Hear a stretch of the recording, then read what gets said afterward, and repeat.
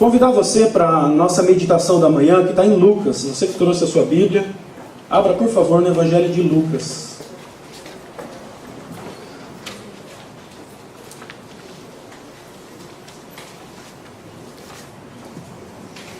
Você que tem a sua Bíblia no seu celular, no seu tablet, abra por favor em Lucas, Evangelho de São Lucas, capítulo de número 10. Nós vamos ler 5 versículos. No Novo Testamento tem Mateus, Marcos, Lucas, o terceiro Evangelho. Lucas, capítulo de número 10, verso de número 38, nós vamos ler. Todos acharam? Amém. Amém? E aconteceu que, indo eles de caminho, entrou Jesus numa aldeia. Está falando dos discípulos de Jesus e Jesus.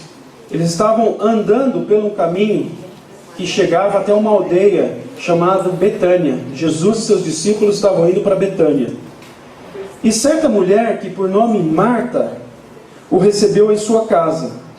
E tinha essa uma irmã chamada Maria, a qual, assentando-se também aos pés de Jesus, ouviu a sua palavra. Marta, porém, andava distraída em muitos serviços. E aproximando-se, disse: Senhor, não se te dá de minha irmã me deixe servir ao Senhor a só? Dize-lhe que me ajude. Então a Marta estava ali trabalhando numa correria. Jesus entrou dentro da casa dela e a Marta chegou para Jesus e falou: Jesus, você não liga que eu estou trabalhando e a minha irmã chamada Maria não está trabalhando? Fala para ela me ajudar, versículo 41. E respondeu Jesus. Jesus disse-lhe: Marta, Marta, você está ansiosa e preocupada com muitas coisas, mas só uma é necessária. E Maria escolheu a boa parte, para a qual não lhe será tirada. Deus, nessa manhã, que a Tua palavra seja semeada nos nossos corações. Deus, cala, Senhor, agora toda voz que fala contra Teu Espírito Santo. Neutraliza, Pai, em nome de Jesus, toda distração, que nós possamos acolher a Tua palavra, a Tua semente nas nossas vidas. Que a Tua semente frutifique e o fruto do Teu Espírito, ó Deus, ele seja evidente em nós, para a Tua honra e para a Tua glória, em nome de Jesus. Amém. Essa semana, não sei se vocês ouviram, na CBN, em algumas mídias, saiu uma reportagem sobre educação no Brasil. Quem viu? Acho que foi do dia 8, quinta-feira. Eu trouxe aqui uma parte da reportagem do Globo, do dia 8/9, dizendo: pesquisa revela que Brasil não investe em educação, não é novidade.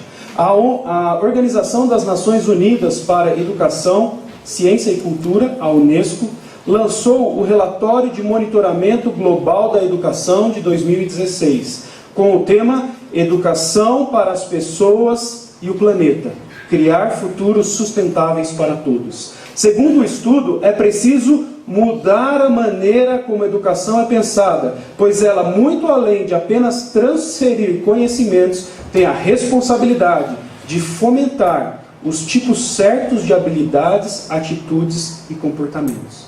Olha o que essa reportagem vai dizer. De acordo com a coordenação da educação da Unesco no Brasil, Rebeca Otero, o Brasil é claramente um país que precisa repensar o seu papel na educação. E ela diz: no Brasil, estamos vendo uma educação focada no Enem, Exame Nacional do Ensino Médio, e na prova de entrada da universidade. Um órgão mundial está dizendo: a maneira como o Brasil tem direcionado a educação, ele está focado em prova do Enem e acesso à faculdade. Existem muitas coisas que a educação do Brasil traz, mas principalmente o foco da educação do Brasil é uma prova chamada Enem e uma outra prova chamada vestibular.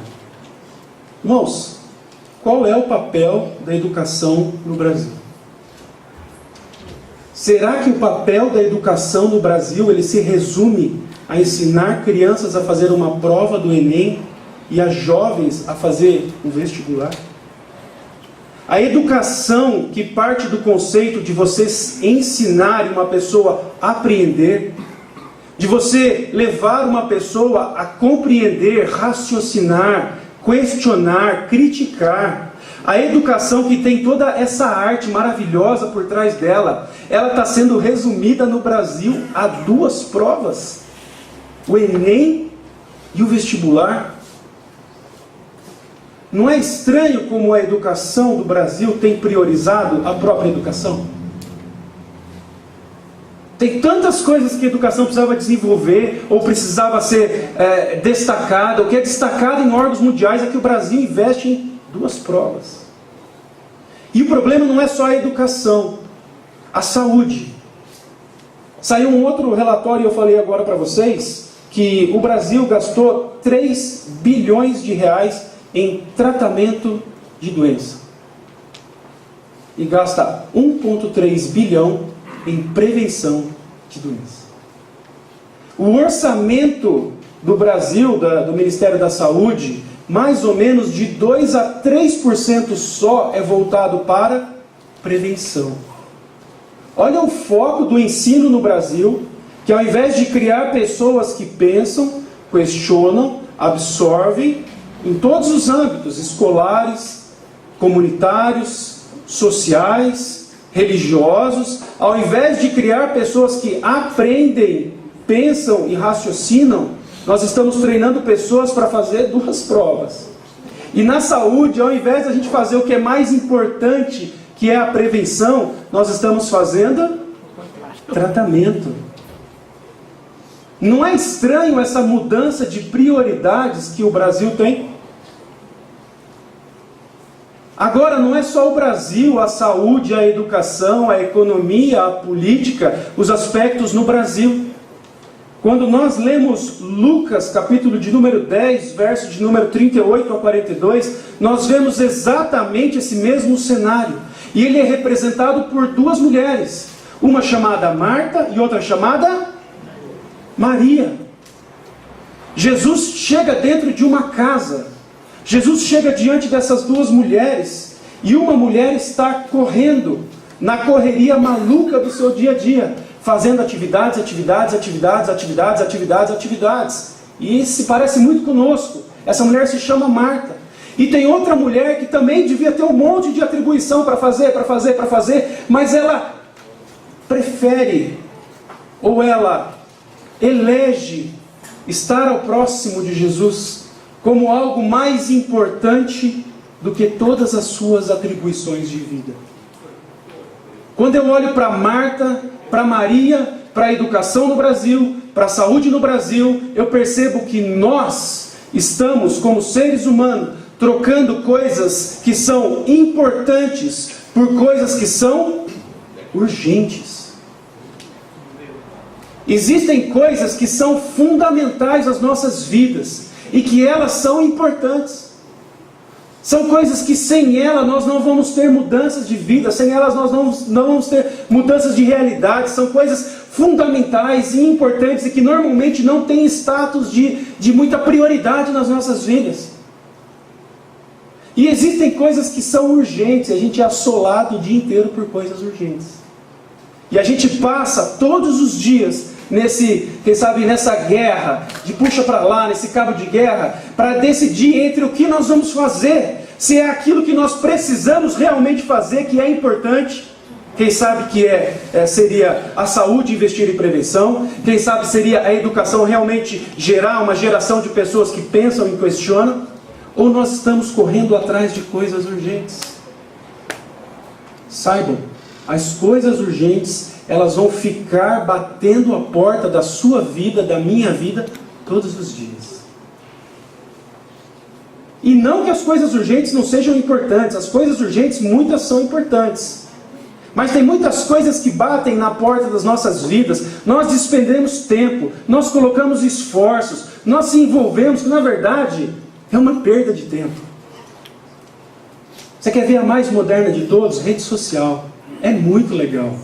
Quando a gente conhece o Facebook, a gente passa uns 3, 4 dias encantado, conhecendo pessoas, conhecendo grupos. Mas sabe qual que é o objetivo de uma mídia social? Quando você acorda de manhã, ele quer ser a sua primeira mensagem.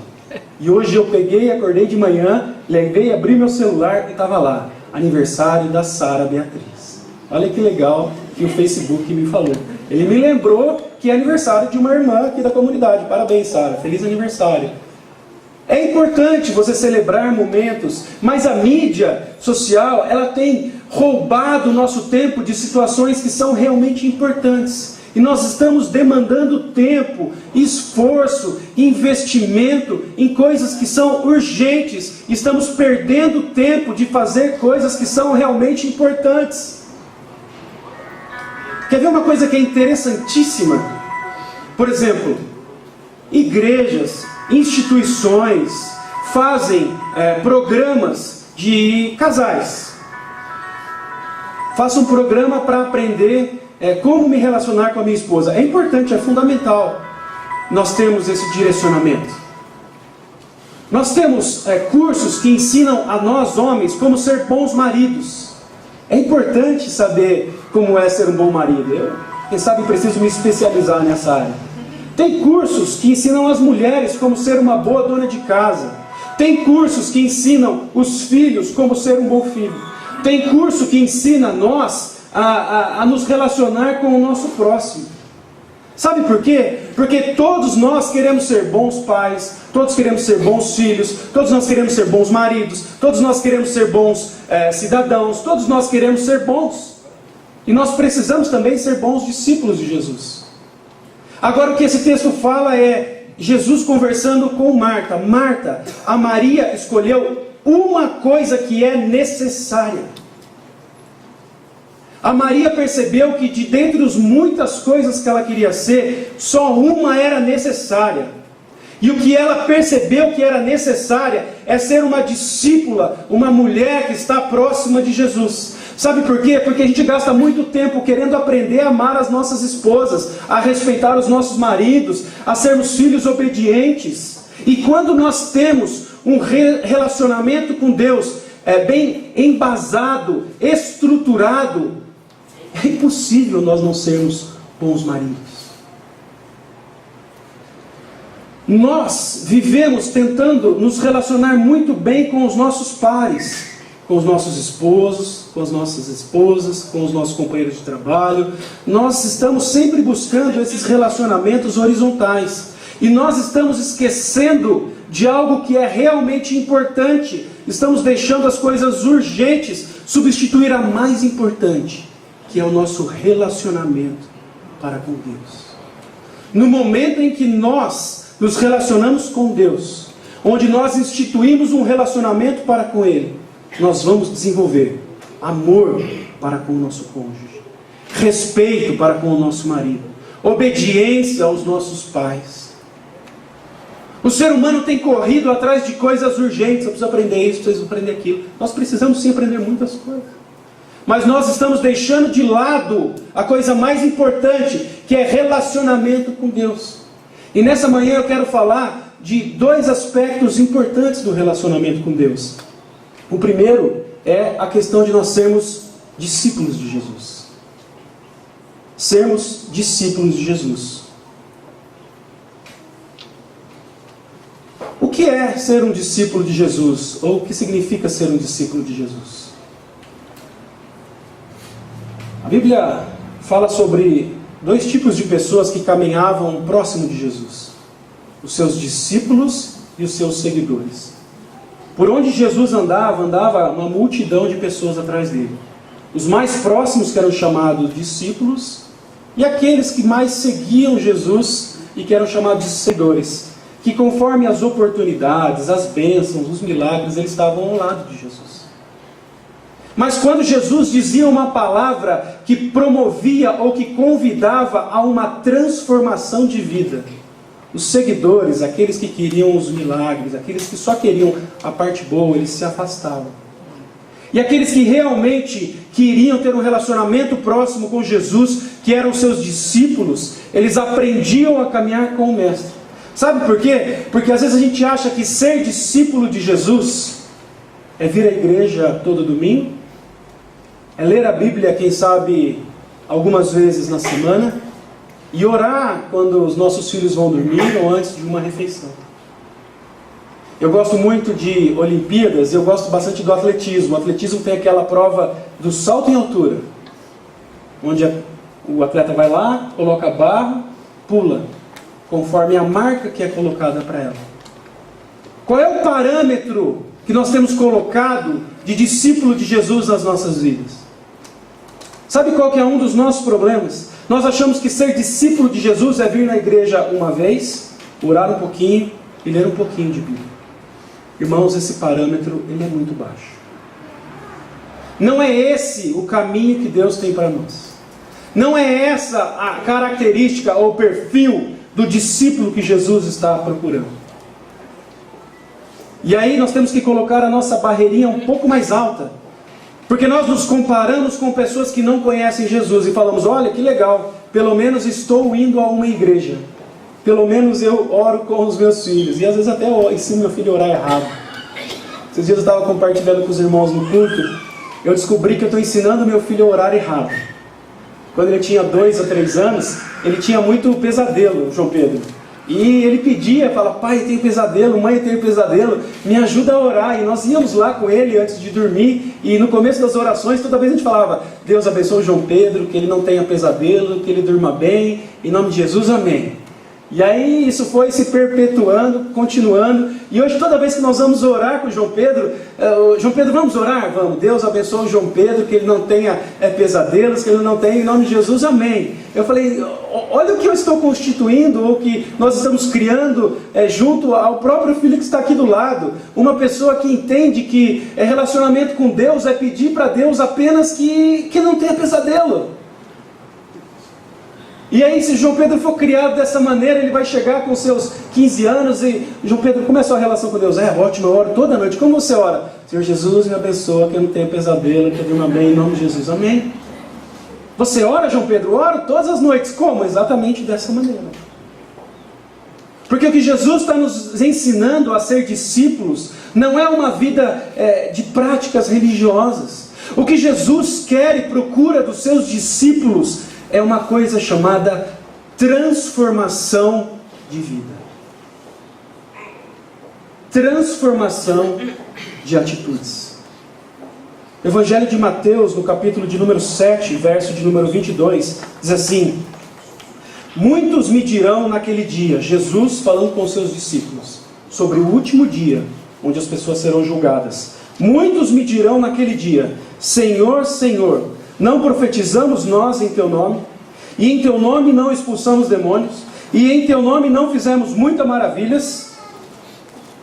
As pessoas sendo julgadas por Deus, estão chegando para Deus e dizendo assim, Deus, nós fizemos muitas coisas na igreja.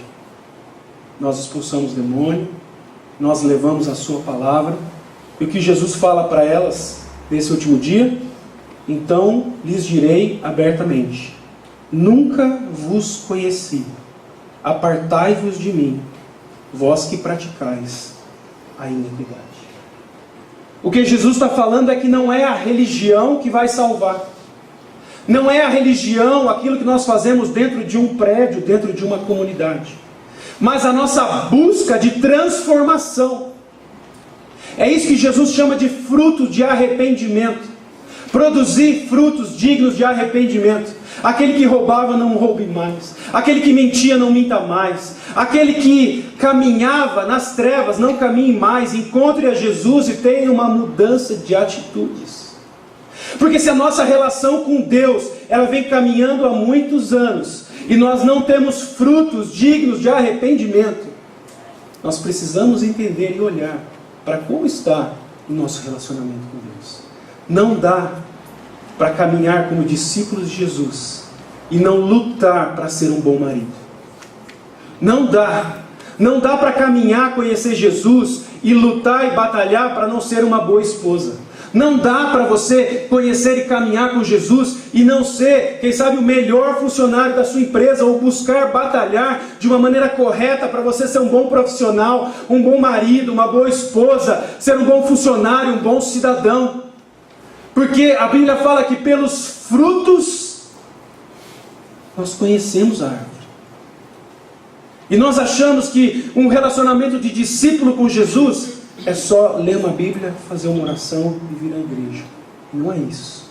O que Deus busca, o que é ser discípulo de Deus, é uma transformação das nossas vidas. O segundo ponto que eu quero destacar é como é que eu sou discípulo de Jesus, ou um seguidor de Jesus, nos dias de hoje. Como é que eu consigo ser um seguidor de Jesus nos dias de hoje? Irmãos, o jeito de seguir Jesus, ou de viver, o jeito com que a nossa cultura ela está concebida, como nós vivemos, a maneira como o mundo nos oferece uma vida, ela é diferente do caminho que Jesus nos oferece como discípulos. Se você tiver um controle remoto na sua mão, você pega a sua televisão hoje e coloca naquele mosaico. Sabe aquele mosaico? Que é quando a sua televisão mostra todos os canais. Coloca no mosaico e vê a quantidade de valores que a cultura quer colocar para dentro das nossas vidas para que nós não sejamos discípulos de Jesus. É impressionante. A nossa cultura nos pressiona a sermos pessoas diferentes à maneira como os discípulos de Cristo são. A nossa cultura nos leva a julgar. A nossa cultura nos leva a nos vingar. A nossa cultura nos leva a mentir. E essas não são as características daqueles discípulos que estão caminhando com Jesus. E isso é muito sutil. Essas semanas, a minha filha começou, na fase da adolescência dela, a fazer aquelas perguntas mais genéricas. Então nós estávamos dentro do carro e ela começou a perguntar para mim, para minha esposa, para o meu filho: que cor você mais gosta? Qual é o filme que você mais gosta? Quem é o seu ator favorito? Quem você acha que é mais bonito? E eu estava refletindo sobre qual é o meu filme favorito. Sabe qual é o meu filme favorito? O Gladiador, Russell Crowe. Adoro esse filme. Já assisti, acho que mais de 8 vezes. Se você for assistir, me convida, porque eu gosto muito. Mas é impressionante que o que há por trás dessa cultura, o que há por trás dessas coisas que estão ao nosso derredor, é algo que quer nos levar para um caminho diferente do discipulado com Cristo. Porque o Gladiador, ele é muito legal, ele é um filme muito joia, mas ele fala de uma saga, quem sabe, de um homem que está buscando, quem sabe, uma vingança no seu coração. Uma vingança meio sutil, uma vingança que muitas vezes a gente fala assim: tá certo, mataram o filho dele, mataram a esposa dele, ele tinha que fazer isso mesmo. E eu fico lá batendo palma para o gladiador, a hora que ele tira a espada e mata todo mundo. E nós estamos enredados por uma cultura que está nos levando para mais longe de um caminho de discipulado com Jesus. E esse problema da cultura, da realidade onde nós estamos inseridos, da dificuldade de sermos discípulos nos dias de hoje, não é novo. Um homem chamado Paulo, ele escreveu uma carta para uma igreja, dizendo: vocês têm problema com a sua cultura? Está difícil ser cristão dentro da cultura de vocês? Paulo escreveu para a igreja de Éfeso, a carta de Paulo aos Efésios. Abra comigo o capítulo de número 4 de Paulo aos Efésios.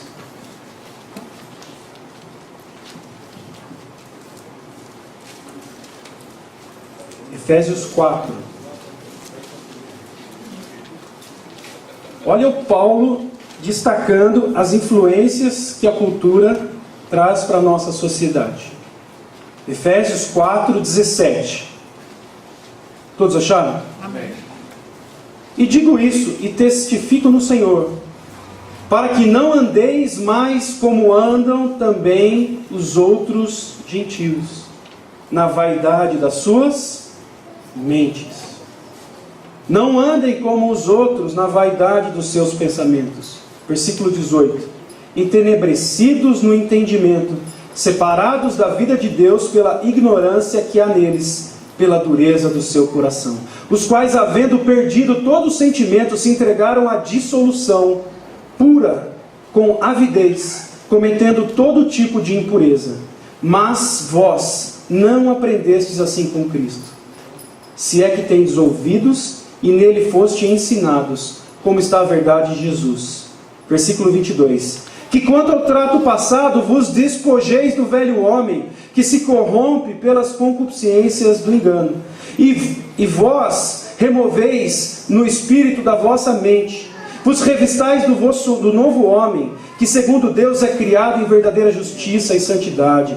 Porque deixem a mentira, falem a verdade cada um para com o seu próximo, porque somos membros uns dos outros. Irai-vos e não pequeis, não se põe o sol sobre a sua ira, não deis lugar ao diabo. Aquele que furtava não furte mais, antes trabalhe fazendo com as mãos o que é bom, para que tenha o que repartir com o que tiver necessidade. Versículo 32. Antes sede uns para com os outros, benignos, misericordiosos e perdoadores.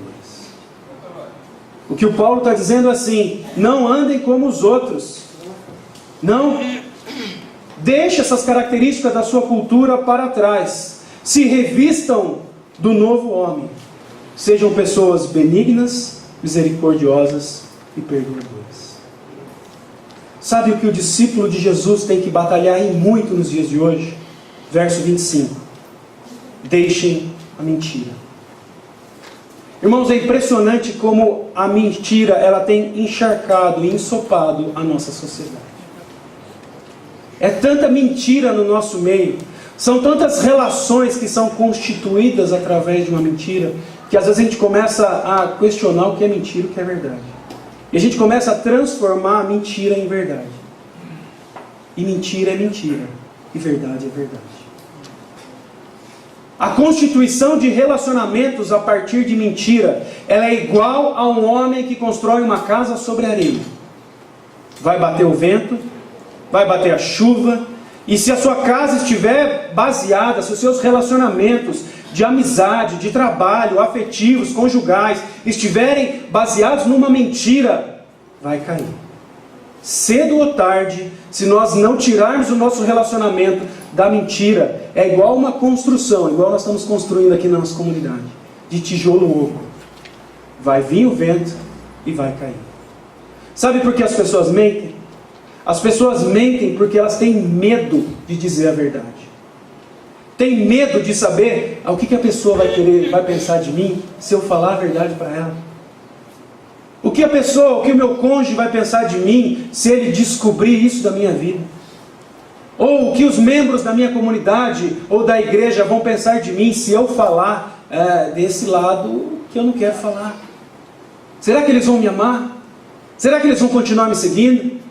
Essa mentira, toda vez que a gente institui qualquer coisa em cima de uma mentira e nós não trabalhamos para mudar a mentira para uma verdade, não se sustenta. O que Paulo diz: deixem a deixem a mentira e vivam na verdade. Jesus, ele nos ajuda. Ele diz assim: e conhecereis a verdade, e a verdade vos libertará. Não existem muitas liberdades boas, mas a liberdade de você poder viver uma verdade, ela é algo maravilhoso. É algo que tira um peso que não tem tamanho das nossas vidas. Você poder viver de uma maneira totalmente aberta com quem está ao seu lado, à sua frente e na sua lado de trás. Você poder dizer, pode pegar tudo que eu tenho, você me conhece, eu estou aberto diante do Senhor. Isso liberta as nossas vidas. Isso traz segurança. Isso institui que nós possamos aprender a viver na verdade. Deixar a mentira.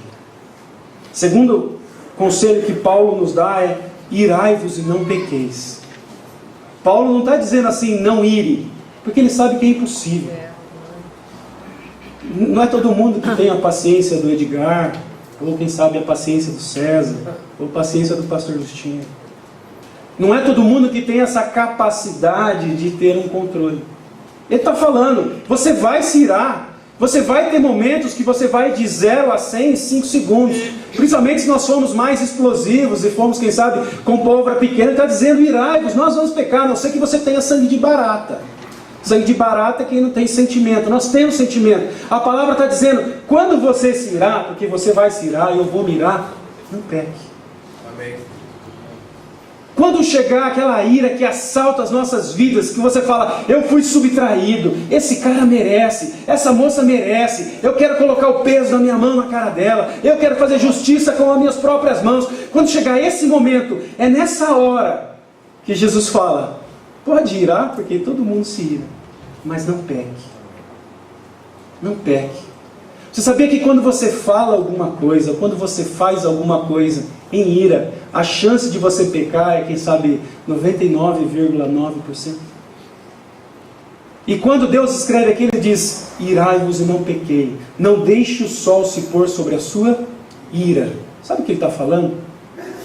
Que quando você ficar irado, você estiver assim muito estressado, e você não souber mais o que fazer com essa ira, e essa ira te consumir, e você falar assim, eu preciso fazer alguma coisa, eu vou fazer alguma coisa, coloque tudo isso em oração para Deus, e dissipe toda essa ira para Deus, antes que o sol se ponha.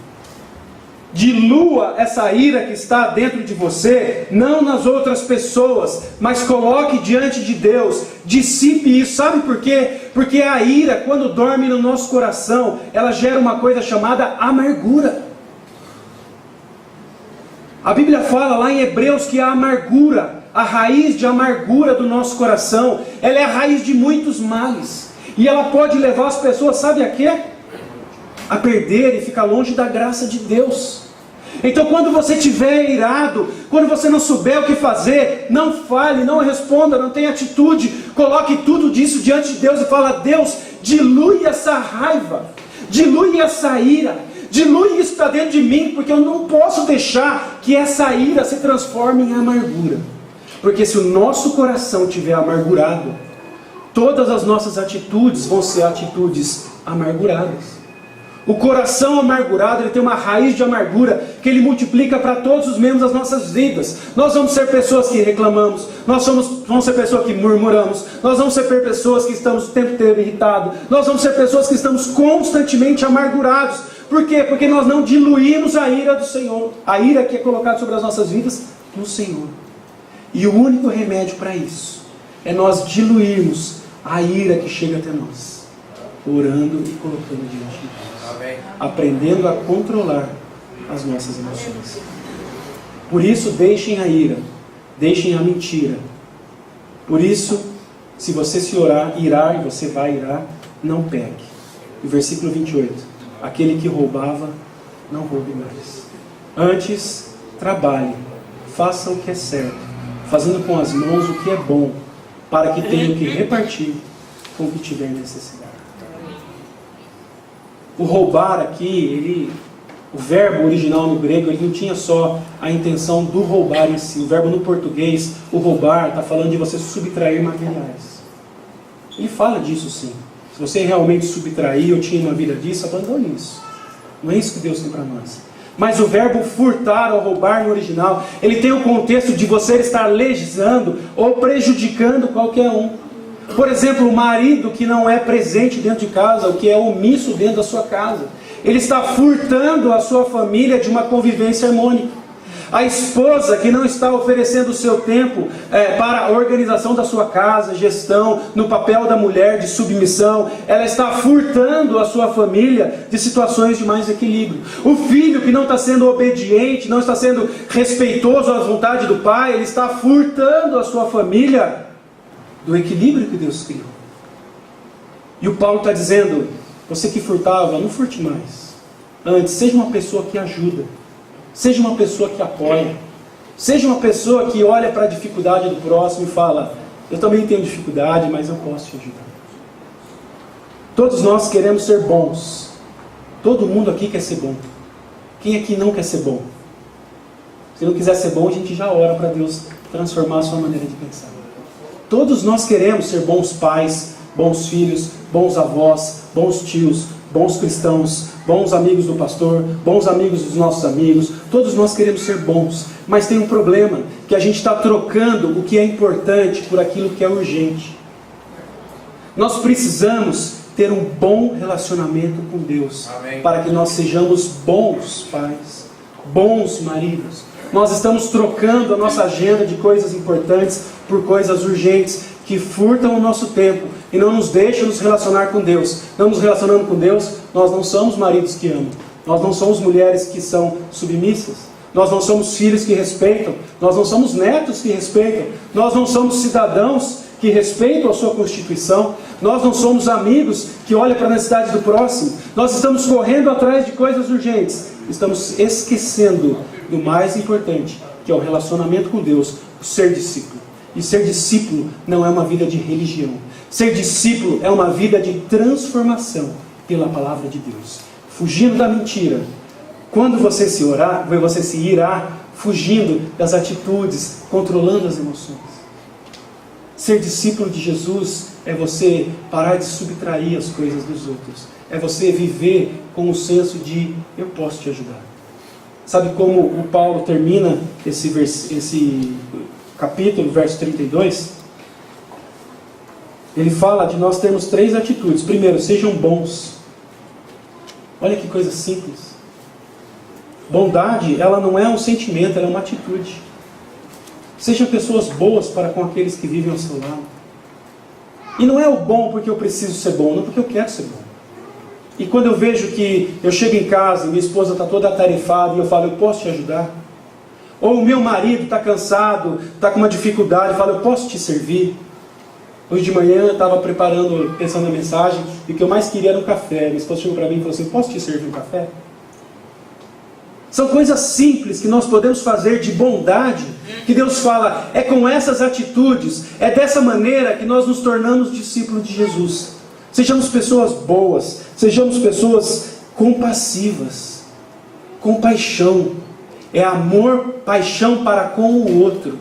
Nós vivemos numa geração egoísta, onde nós, quando nascemos, igual a Maria Luísa, que nós vamos apresentar hoje para Jesus, nasceu, nós tiramos um monte de foto. E nós achamos que, quando nós vamos crescendo, as fotos são todas para nós. O mundo é todo para nós. As pessoas vivem todas para nós. E todas as realidades, nosso trabalho, nosso cotidiano, diz respeito à minha vida. E a vida não diz respeito só para nós. Nós precisamos aprender a viver com compaixão, olhando para a necessidade de cada um e dizendo, eu posso te apoiar. Eu tenho pouca coisa, mas o que eu tenho eu compartilho. Pessoas boas, pessoas com compaixão e pessoas que perdoam. Paulo termina dizendo, sejam bons, sejam compaixão e sejam pessoas perdoadoras. O perdão também não é um sentimento, ele é uma atitude. E nós achamos que quem nos prejudicou, esse precisa vir aqui e pedir perdão. Não. O perdão é uma atitude que eu tenho que ter, independente do que o outro fez para mim. Mas você não conhece meu marido, minha esposa, meu vizinho, meu chefe, você não conhece aquele cara do trânsito, você não conhece a pessoa, você não sabe o que ele fez, aquilo é muito difícil, matou o meu filho. Deus não está perguntando o que a outra pessoa fez. Deus está dizendo, perdoe. Porque eu não perguntei o que você fez. Jesus não perguntou qual era a nossa culpa. Jesus não perguntou qual era a nossa falha. Jesus não perguntou o que nós tínhamos errado. Jesus simplesmente foi para uma cruz e disse assim, eu perdoo você. Eu amo você do jeito que você é. Eu te perdoo. Eu estou na cruz, eu morro, eu te entrego o meu corpo, o meu sangue por você. Independente daquilo que você tem feito, andado ou caminhado, eu estou oferecendo o meu perdão. E o perdão é para todo aquele que sabe que precisa do perdão de Deus. E que se não tiver o perdão de Deus, quem sabe onde nós passaremos a nossa eternidade. Jesus não perguntou nada, e ele falou, se você quer aceitar a Jesus, aceite o perdão. Eu te ofereço o perdão. Nessa manhã Jesus oferece o perdão para cada um de nós que está aqui. Para cada um de nós. Não interessa onde você tem andado, o que você tem feito. Jesus, ele é perdoador. Se você ainda não entregou o seu coração para Jesus, agradecendo por esse perdão, você tem uma oportunidade nessa manhã. De dizer, Deus, eu quero entregar o meu coração para o Senhor. Eu quero entregar a minha vida para o Senhor. Não porque eu mereço. Não, eu não mereço. O Henrique em si, pessoa física, não merece. Nós erramos, nós falhamos, nós tropeçamos, nós tentamos ser pessoas melhores, mas nós entregamos o nosso coração dizendo: Deus, eu aceito o perdão que o Senhor tem para mim aqui. Nós não éramos dignos, mas Ele nos deu a morte dele, o Filho dele. Deus não teve por usurpação. Jesus não teve por usurpação ser igual a Deus, mas enviou o seu Filho para que morresse em nosso lugar. Amém. Que nós possamos ser pessoas bondosas, com compaixão, e que saibamos perdoar. Assim seremos discípulos de Jesus. Quem sabe seremos bons maridos, Amém. bons filhos, bons netos, bons cidadãos.